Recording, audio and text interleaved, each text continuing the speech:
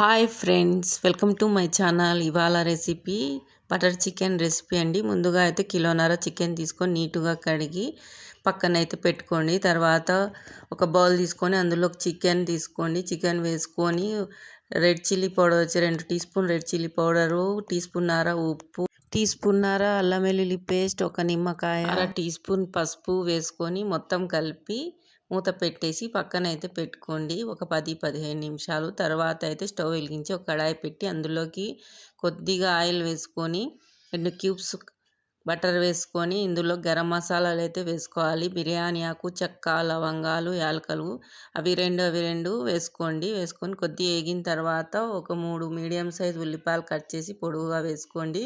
టమాటా పండ్లు వచ్చి ఒక 4 తీసుకున్నానండి. చికెన్ ఎక్కువగా ఉంది కాబట్టి ఒక 4 టమాటా పండ్లు తీసుకొని నీట్గా కడిగి కట్ చేసి వేసుకోండి. అలాగే 4-5 పచ్చిమిరపకాయలు, 50 గ్రాములు కాజు వేసుకోవాలి. ఇందులోనే ఒక పెద్ద కట్ట కొత్తిమీర నీట్గా కడిగి వేసుకోండి.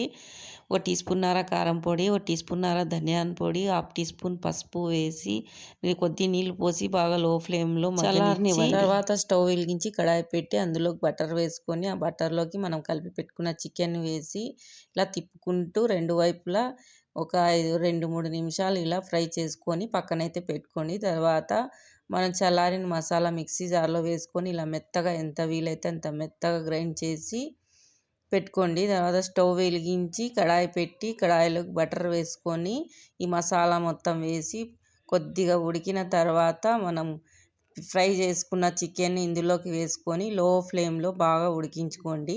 మీకు చిక్కగా ఉండాలా పల్చగా ఉండాలా చూసి నీళ్లు పోసుకొని వేసుకున్న తర్వాత లో ఫ్లేమ్ పెట్టుకొని బాగా ఉడికించుకోండి. చికెన్ ఉడికింది ఇంకా దింపేస్తామనగా మనం కస్తూరి మేతి పక్కన అయితే లో ఫ్లేమ్లో వేయించుకొని ఇలా పొడి చేసుకుంటూ మొత్తం ఇలా కర్రీలోకి వేసుకొని ఉప్పు సరిపోయిందా లేదా చూసి మీ రుచికి తగ్గట్లు వేసుకోండి. ఇనుప కడాయిలో చేశాను కాబట్టి కలర్ అయితే ఇలా వచ్చింది. మీరు ఏదైనా వేరే కడాయిలో కానీ లేదా గిన్నెలో కానీ చేస్తే ఈ కలర్ రాదండి. ఎల్లోగా చాలా బాగుంటుంది కర్రీ.